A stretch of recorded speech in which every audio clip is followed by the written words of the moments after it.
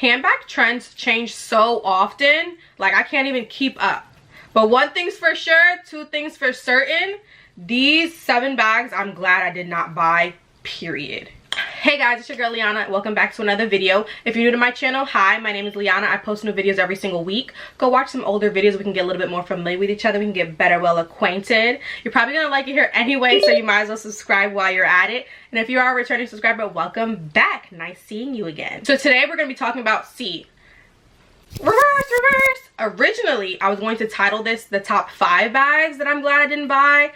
But I came to the conclusion that I couldn't narrow it down to 5, so I have 7 on the list. So these are my 7 handbags that I'm so glad that I never bought. And I was obsessed with them when they came out. Obsessed. I have this, like, I have a personality where if I like something, if I see something and I like it, I become obsessed with it. I will do all the research to find out where was the origin of it. How did they come to this decision, and da-da-da-da-da. That's just how my brain works. I become very obsessed. So the fact that I did not buy these and I'm happy about not buying them says a lot. So if you'd like to see the handbag that I'm glad I didn't buy, keep watching. So starting off strong with Chanel, I am so happy I didn't buy this bag. I was obsessed with it probably around like 2015, 2016. I don't know if you're into like the Instagram model, Instagram star tender, bartender era.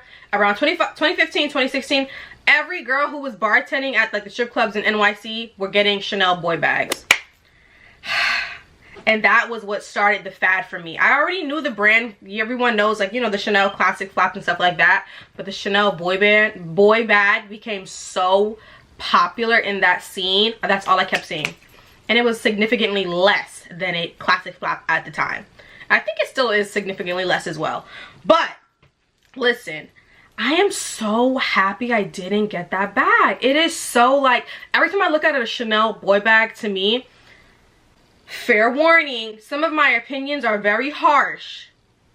They're very harsh. And I'm a very indecisive person, so I might have these regretful decisions. I didn't, thank God I didn't buy these bags now. And then like a month from now, I could be like, oopsies, take backs, I bought the bag. So, just take everything I'm saying with a grain of salt. That was my little disclaimer. But every time I see a Chanel boy bag, it screams knockoff.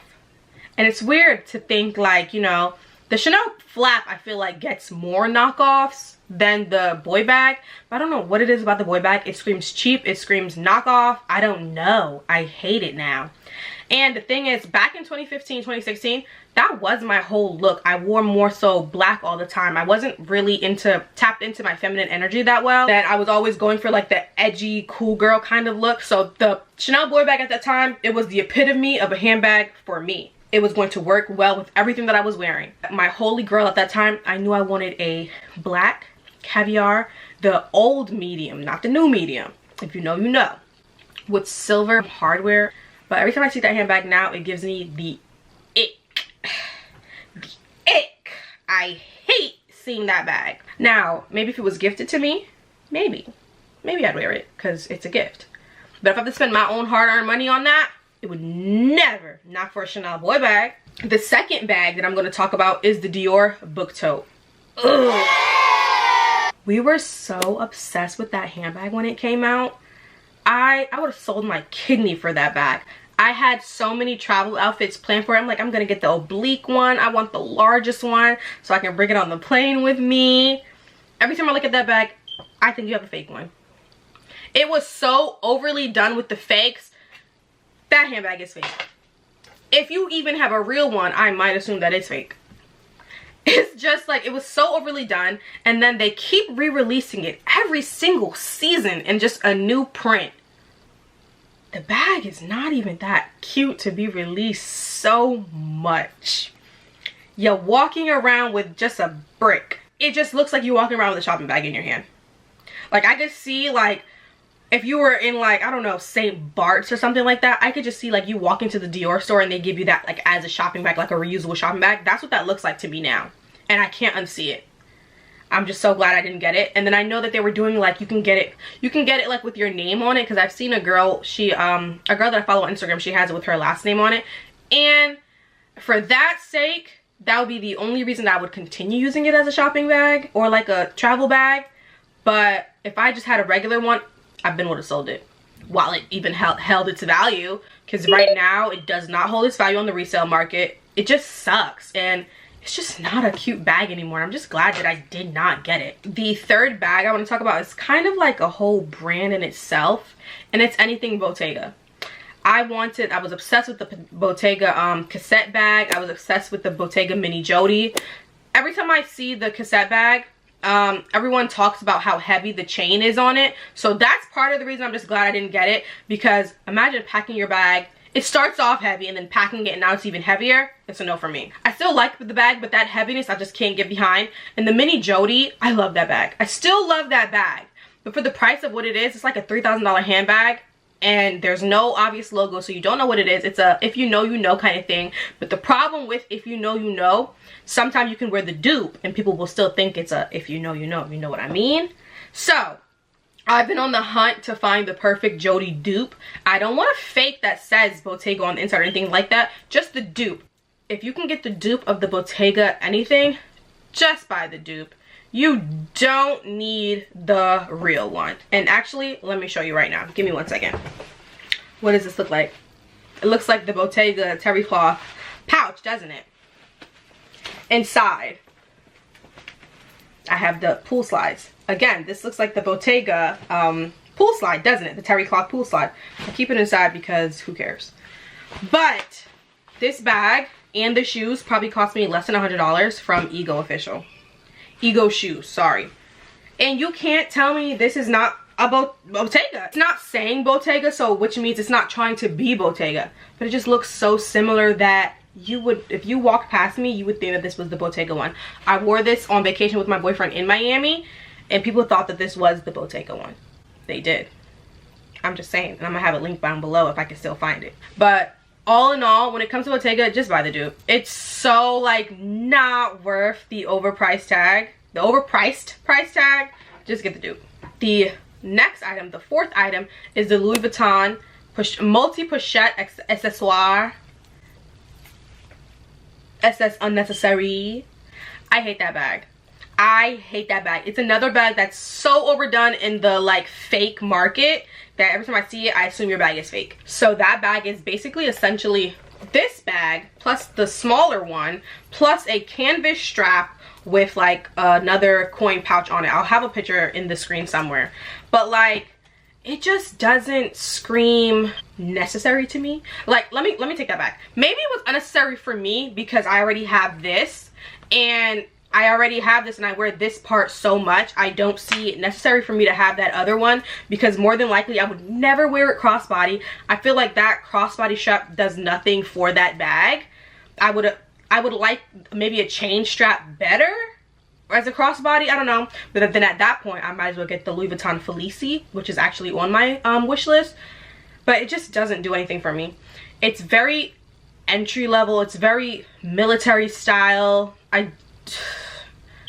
I loved it when it first came out. I was like, ooh, I can't wait to get that. Can't wait to get my hands on that. It immediately sold out at the price point that it was at back then. And then they re-brought it back in and then significantly jacked up the price. And that put me out of the game. I didn't like it. It was no longer worth the price. For instance, this bag. When I bought this bag, I paid $590 for it, plus tax or whatever the case may be. Right now, this bag in store is over $1,000. I love this bag. I love this bag. It's like my go-to handbag in the summertime because it's so small and it essentially goes with everything that I wear. Anyway, if I was to, as much as I love that bag, if I had to rebuy it today at over $1,000, I would never. So I feel like when they price something in the beginning at one price point, which is appealing price point, and then they jack it up because they see how popular it is, it already becomes a no, and it's just like a no for me. So the next 3 bags are all from one brand, and I hate to call out this brand because I actually have a lot of handbags by this brand, but Gucci. Gucci makes some of the like most trendiest bags. They really do. So I'll give them that. They know how to keep up with a trend and they know how to start a trend. But the thing is, the trends have no longevity in them. Like, they get out of date, regretful very fast. So the 3 bags that I want to talk about are the Gucci belt bag with the like Marmont, circular Marmont GG on it. I wanted that bag so bad. You could not tell me nothing that I was going to buy that bag. By the hook or the crook, I was going to buy that bag. I never ended up buying the bag, and I'm just glad that I did not, because when's the last time you've seen someone with that bag? I'll wait. So, I don't know. It screams childish. I don't want to say it's childish because it's just a belt bag. Like, it's great for running errands, but like, there's so many other belt bags that I'll just go for. It's just very dated. It's just so dated, and it just didn't keep up with where we are now in terms of luxury handbags and fashion. And then, sad to say, maybe I should have started with this category, but anything Gucci Marmont just doesn't do it for me anymore, and I'm happy that I just never bought into the vibe. I'm just happy I never bought into it. I was obsessed with the velvet Marmont, and I wanted it in the small bag. I think they had like a teal color that was so pretty. I wanted it so bad. And now every time I look at it, it's just like, I wanted that? Why did I want that? Who told me to want that? Like, I don't know. I don't like it anymore. But I guess, you know, isn't that about evolution is all about? Like, some things are cute as a fad, and then they grow over and they blow over. Next bag from Gucci I'm going to talk about is the Gucci Dionysus. But I'm talking about specifically the, like, large one and, like, the medium and the extra large one with the Gucci monogram print and then the Dionysus snake bit. Ooh, I hate that bag. So, I did actually buy into that trend, and this is what I did get. I got the Gucci Dionysus in, like, I think this is the small size or mini size. I don't know. It's like the Supreme Mini or something like that. I'm happy that at the time I could not purchase the bigger one, because at the time, I think this one was only like $1,200. Those ones were still well over two grand, and I didn't want to spend the extra $800, although I did want the medium size one, but I could only afford this one at the time. I'm happy that I could only afford this one at the time. Although those ones, to me, it just screams dated. This one I still wear a lot. It's probably one of my most worn handbags. I feel like it just looks classier than those ones, and I kind of feel like if I wore this with a plain outfit, just like a Louis Vuitton tank top, light wash, wide leg jeans, and my Hermes sandals, and this bag, it would be cute. It would still be like a cute summer look. You know what I mean? So this one I feel like works, but the other two, it's a hard no for me. Yeah, definitely happy I did not purchase those bigger bags. So those are the 7 handbags that I'm glad I did not purchase. Trendy handbags that I'm glad I did not purchase. I'm just so happy that I don't own those handbags, because I would be so upset trying to fluster up the courage to sell those handbags. The thing is, those handbags are worth absolutely nothing right now because no one is seeking them. No one wants them. You can probably get a Bottega handbag for like half the price. Literally look on Fashion File. Like, all of those handbags, if you do want it, buy it pre-loved. Do not buy them brand new, because the resale value sucks so bad that you'd find a deal buying it now pre-loved. But I'm just so happy I did not buy those handbags. Again, these are just my opinion. So if you have any of these handbags, I'm sorry. Listen, like I said, I'm very indecisive, very, very wish-washy. I might hate them today, and maybe, I don't know, 2 months down the line, I'll be like, archive, vintage, and maybe I do want it. Maybe I do want it added to my collection. That's just how I am. So literally, like I said before, take everything what I'm saying with a grain of salt. Leave your glad you didn't buy purchases down in the comments down below, because I would love to see, maybe you have something in my collection that you're glad you didn't buy. So, I don't know, I would just love to talk with you guys about this topic. But yeah, I hope that you guys enjoyed today's video, and I will see you guys in my next one. Bye.